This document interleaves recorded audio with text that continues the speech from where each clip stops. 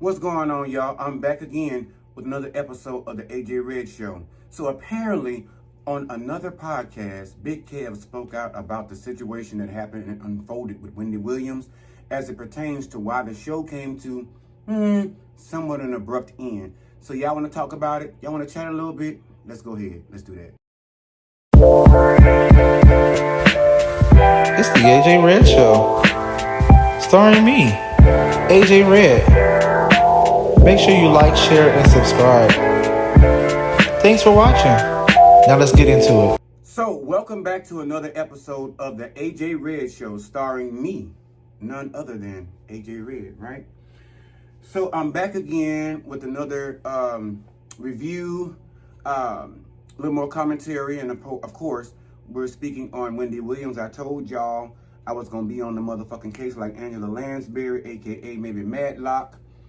You know, if y'all even know of those people. If not, go Google them, look them up. You'll learn a lot about investigation. So before I get started, don't forget to like, subscribe, and share. Hit the little ding-a-ding, the little bell, to make sure y'all get these videos when I upload them, because I want you guys to be kept aware of what's going on with celebrities and all this other news that I'm going to be bringing y'all here shortly. I told y'all it was a hitting it hard, not stopping. I fucked with y'all attitude. I fucked with y'all nerve a little bit in the beginning of this year, but I guarantee you, your boy's back to stay. And all I need y'all to do is make sure you like, subscribe, and share these videos, and drop down in the comments below and let me know what you all think about these videos and share your insight. So getting on with the show. So basically, I was just sitting minding my own business, you know, going through Google, checking people's other shit, minding their own business. People like Wendy Williams and those alike, of course. And I came across a video that spoke about Big Kelvin Williams, that actually spoke out finally about how he felt as it pertains to what happened behind the scenes when it comes to the Wendy Williams show coming to an end. And I want to give credit where credit is due. The interview was actually aired with what was it? Excuse me, I want to get it right. Choke No Joke, the podcaster over there. Shout out to him as well. Very good job to getting that information put out to us. Even after such a long time, nobody wanted to speak on it, but shout out to you, my brother, for giving that insight. But anyway, so, you know, moving on with the interview, he's pretty much started. One of the questions was, why did you feel like, why did you see the Wendy Williams show have come to an end? Why do you feel like it came to an end? What did you see? What did you know, the back knowledge that we as the public wasn't aware of? And one of the things he stated was he realized that Wendy was overworked. The production company demanded a lot of her, so much to basically they didn't consider her health or her mental state when it came to keeping the show running. I did not know that Wendy was, I knew she was the major daytime talk show host, but I didn't know that she was filming way more than the average daytime talk show host within a year. He spoke about her, you know, filming 44 weeks out of the 56 weeks in the year, and the average daytime talk show hosts only pretty much like 30, somewhere along those lines. And it kind of got me to thinking, you know, he also mentioned, like, the guy asked a question like, you know, well, how many days did Wendy Williams miss throughout this 13 years up until this point on the show? And Kevin Sr.'s answer was never. She never missed a day. She never missed a moment. She came, she showed up and showed out. She gave the best of her. She did her 44-week term and filming them in whatever order the production company saw fit. He also mentioned, and I'm just kind of jumping around. I have some notes, but of course I'm jumping around on things I remember first, and I'll go back to that. But he also mentioned and actually kind of took a part in where Wendy is right now, so to speak, but not absorbing all of the blame, if that makes any sense. If you don't know what that means, let me explain it to you. His words were, you know, I feel like The production company did not give her enough time. First of all, she was going through the divorce with me, you know, the new baby, my new wife, the divorce, having to move out of the marital home into a new condo and get set up. And he also spoke about himself going to the production company, the managers and whatnot, even after they had pretty much kind of, in his words, got him out of the way and removed him as being a problem in the situation. He mentioned that he had gone to them several times, you know, asking, give her a month, you know, give her some time. You know, she's worked hard for you all. She's given you all the production. She's given you all the best of her. She's given even me, hell, the best of her, even in my moment of lack of better words, betraying her. You know, the shit that went down between the two of us.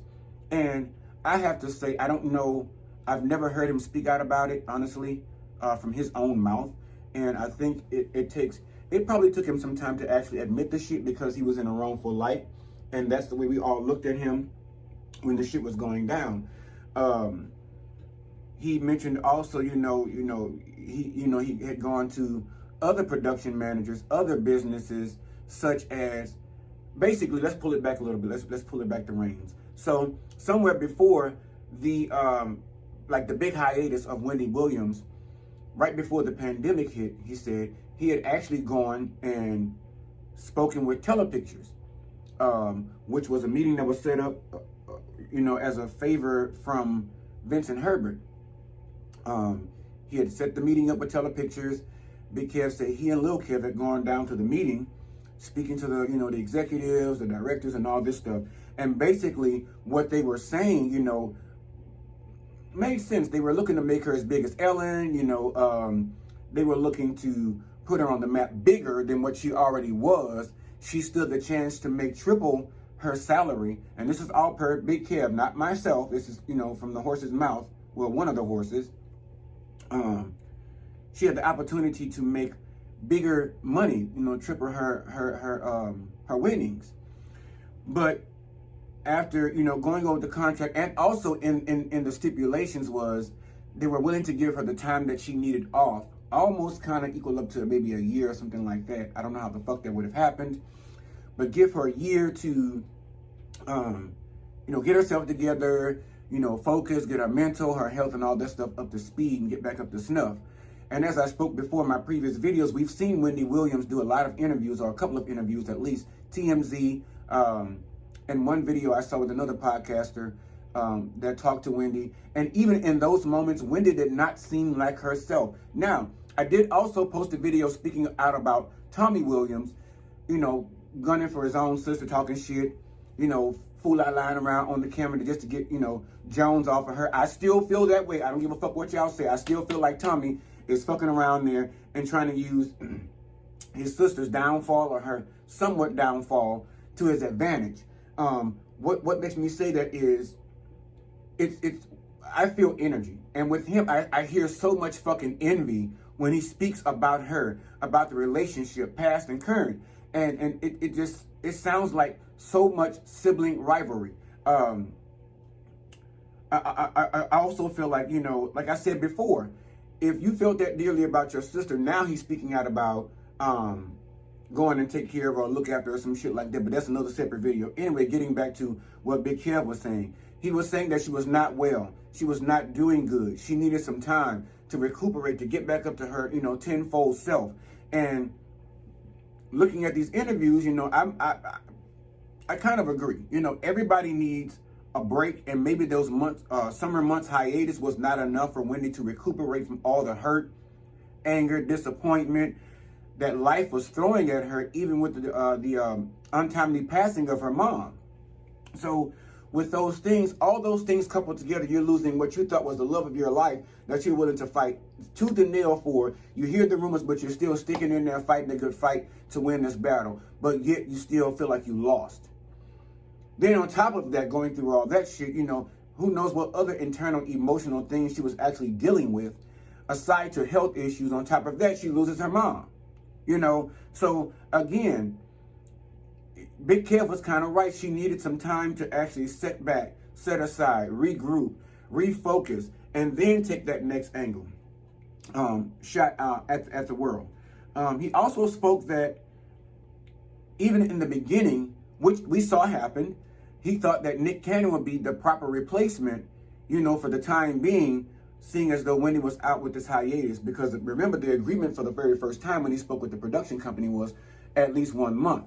And then it kept extending with, you know, first it was the passing out on television, which he spoke about. Then it was the lymphedema, then the divorce, then the mom passes, you know, and so many other mental battles. But these were all being announced to us each separate time that she had to be out, which Wendy said she'd never be absent from that chair. She never would relinquish power to anyone else in that fucking position on that show.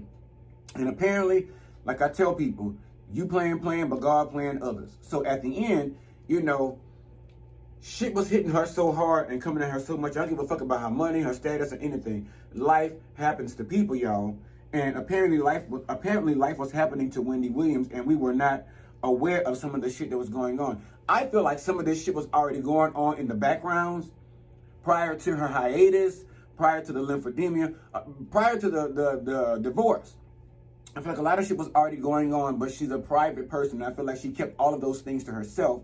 But there became a point to where she could no longer hide these things, because she had to retreat into a place of finding out, you know, what the fuck to do with all this shit that's being thrown at her. Yeah, you get some shit that's behind the scenes you can handle, manage a little bit, you know, even with money or whatever, therapy or whatever have you. But there comes a point when you're brushing the shit off and you're just going to work, that shit is going to fester, turn into a ball of fuckery, and at some point it's going to snowball down a hill and knock your motherfucking bobby pins out of your head. And not only that, it's going to give you a life concussion. It's going to knock the goofy grape sense out your motherfucking ass. And that apparently, and I've been there, so apparently that's what happened to Wendy and some others. Her brother spoke about he was hoping that it wouldn't turn out to be a tragedy, you know, but he predicts a tragic situation of it. Now, Wendy spoke some years ago about, you know, the shit that happened with Whitney Houston. And she was praying not to be on that same path. She was so happy that she had recovered, gotten better. She had moved on with her life and gotten in a better space. Apparently, that was only for a certain amount of time. Excuse me, I got to visit my hydration station. But that was only for a limited amount of time. But getting back to the show topic, he spoke about Nick being there, which happened. Y'all saw that. I think Nick did a great job, pretty good as far as, you know, covering, filling in, even having his own show damn near in her time slot. Then he also brought on several other people in the time slot during the time before she went on her hiatus. And we knew all the shit that was going on in the background of Wendy Williams. I'm saying Whitney Houston. Wendy Williams. He mentioned also they had brought in Jerry O'Connell, the production company did. Me personally, I agreed with the interviewer. Not a good fucking fit. How the fuck you gonna bring in a white man to take the place of a black woman that built an empire off gossip? He don't know nothing about no fucking gossip. At least if you'd have got at least maybe a gay white man at least, you know, to fill in a little bit. Maybe he know a little bit about gossip. He would have twanged over in his, you know, femininity, you know, his lady ways without his lady parts, you know, and taking care of business and drew the crowd in. But apparently it didn't go down like that. But I felt as though there was like a desperate move, a desperate measure to keep the show going, to draw this shit out as long as we possibly fucking can until she gets back. So that's why I feel like there was so much back and forth. Oh, she's coming back. Oh, she's not coming back. Oh, she's coming back. Oh, she's not coming back. Honey, I was going to say make up y'all fucking mind, but apparently y'all made up y'all mind and Wendy's mind too. She's not coming back to the show, as we all know. Now we got that out of the way. Let me just say what the fuck I feel on it. Now we're going to get to my part, because I've spent 13 minutes on that shit. If you want to see the video of the interview, go down there to look up Choke No Joke, I think it's .com, or on also here on YouTube or somewhere like that, and find the video and actually watch it and see all the intricacies, all of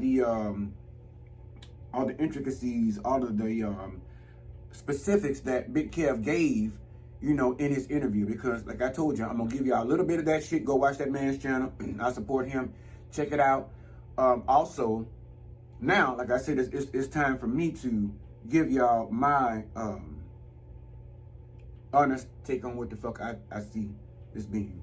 Now, me personally, I honestly hope it does not come down to a point where Wendy Williams is going to join the other greats, Whitney Houston, I'm getting tongue-tied, Michael Jackson and all the others, you know, Big Aretha and all them over there in the great beyond. But looking at these pictures and trying to follow this motherfucking podcast, I don't know what's shaking, because one, she looked high as fuck half the time, and I'm just gonna fucking say it. Y'all thinking it, you won't say it, fuck y'all, I'm gonna be bold enough to say it. Like it or not, if you don't turn the channel, and yes, I cuss, and I'm not gonna fucking stop. Anyway, it just seems like there was such a fucking debacle, such a fucking ordeal, and I feel as though a lot of this shit is Wendy's motherfucking fault, because bitch, you could have stepped out in the forefront, told us what was going on, got your support group together, but because you're such a private person, let me tell you something, being private all the time does not always equal help and healing. And if you're going to be private, bitch, seek out the proper necessary tools, help people in whatever you need, and so forth and whatnot. Sit your ass on that couch, lay down there, take that Wellbutrin, take them old crazy pills for a little while, and when you feel better, bitch, get yourself off of that shit. Go down there to the psychiatrist. Sit down there and talk to them people. But she has to open up to a better realm of wanting to actually heal herself. And maybe she does need to take a step out of the motherfucking spotlight. And for a little longer than she thought. But the bottom line is, when you're a celebrity, this is your career, you want to remain relevant. Fuck all the good, the bad, and the ugly. But the bottom line, the caveat to that shit is, you have to make sure that you can stand strong, not break, not falter, and that you can actually heal yourself through the shit that you're about to go through. That was a word right there. Somebody pass the collection plate. Nigga, you pass the motherfucking collection plate.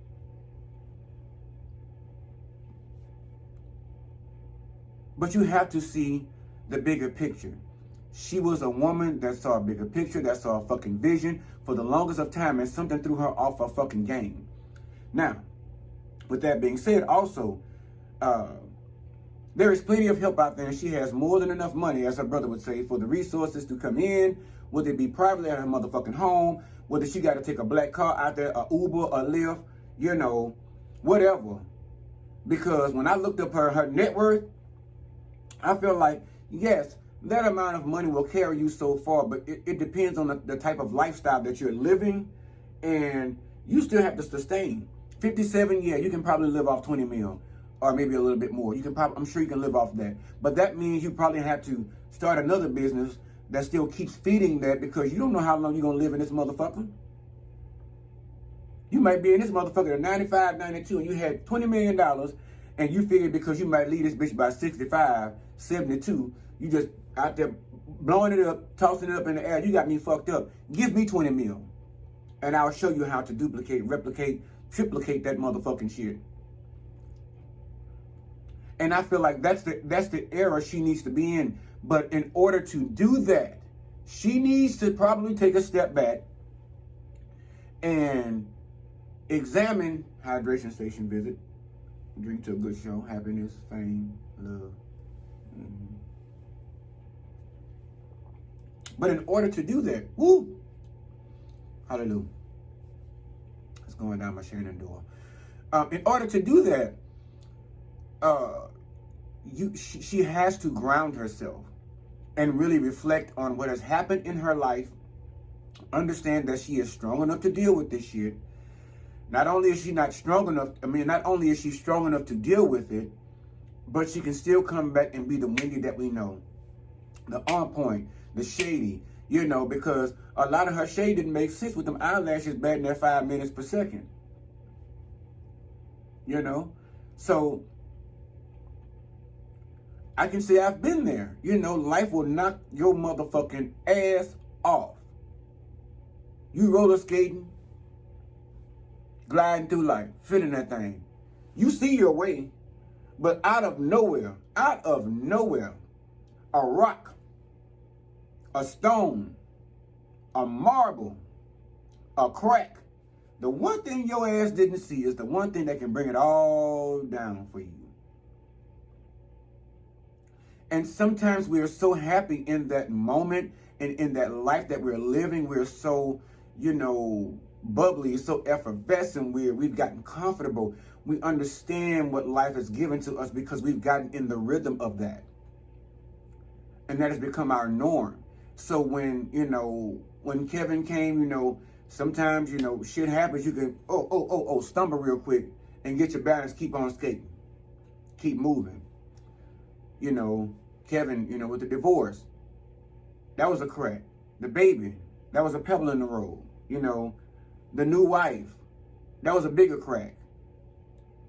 The divorce, that was probably damn near a parking hump. Her mom, that was a lot. And they do say, to whom much is given, much is, to something like that, to whom much is given, much is required. And I guess with this amount of fame, she had to go through something in order to get what it is she wanted out of it. Now, I truly believe that she has the power, the mental capacity. I don't give a fuck what y'all say about it. And let me tell you something.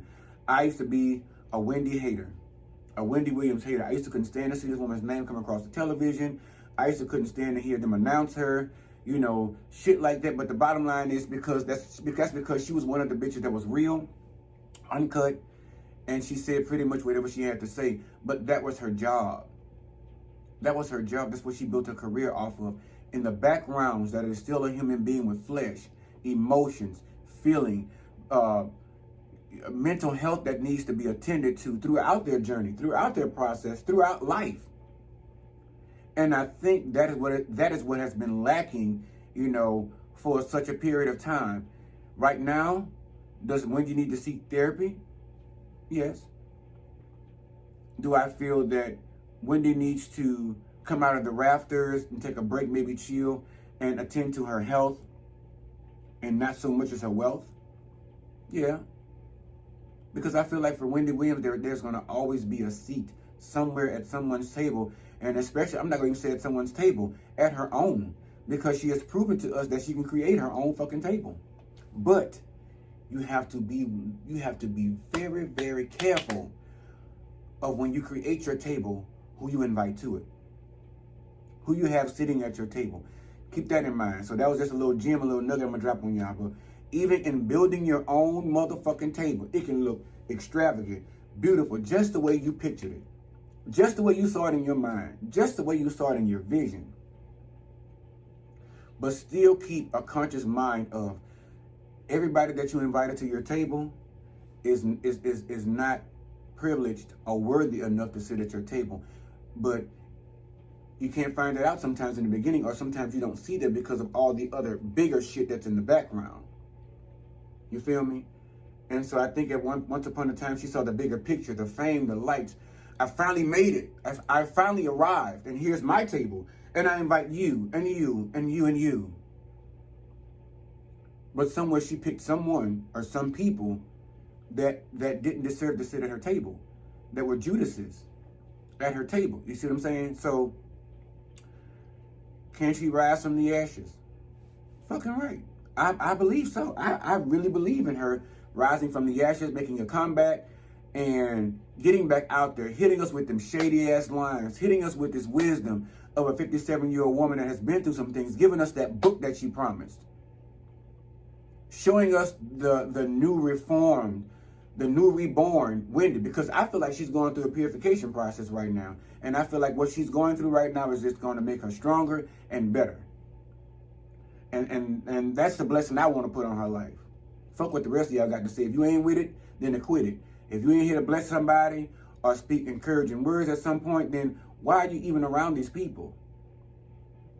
Like her brother and whom else. And I know I got all off subject, and I'm sorry. I got on what I call my soapbox again, but it's just about that. Yes, we make mistakes, but still, steer that shit, correct it, and make sure that you make a guaranteed promise that you won't do that again, not to yourself or anybody else. And make sure that when you carve that lane and you carve that niche, not only do you expect other motherfuckers to stay in the same lane, or at least have that moral in that frame of mind with that lane, but you got to make sure that when you create that lane for all this extra, positivity, and you set your limits, you set your boundaries, you set your lines, you got to make sure that you're responsible enough as well to stick to that shit. Because you can't tell somebody this, well, how dare you do this and how dare you do that, and you turn right around and did the same shit when you're the one that set the rules. So, but anyway, that's enough. I'm going to get out of here. It's 24 minutes in. I didn't mean to stop by and tell y'all too much about this shit and stick around too long because, again, I have more commentary. I have more videos to make for y'all and bring forth to you all and see how y'all feeling about this shit, you know, and get with it. Again, like, subscribe, share, hit that motherfucking ding-a-ding. Not ding-a-thing, ding-a-ding, because it's a bell. So that you can receive these blessings that I am placing upon you. Hallelujah. All right? So, yes, remember to like, subscribe, and share. Hit that bell to make sure you get the notifications, in all seriousness. Also, check me out with the Real Housewives of Atlanta, P-Valley. I will keep close watch, like I said, on the story with Wendy Williams. I'm going to be the Angela Lansbury of the group. So check in with me. I will have updates and more. More commentary for you all. So, yes, share with somebody you like. Share with somebody you don't like. Hallelujah. Share with somebody you know. Share with somebody you don't know. Because if you don't like me, there ain't no doubt in my mind. I know somebody else will. So anyway, love to y'all. Take care of yourself. Take care of the people that you love around you. Love on yourself. Love somebody else, but only if they're willing to love on you. Look at my little tweeter sticking out. Only if they're willing to love on you back in the correct way. All right? Peace. Holla at y'all later.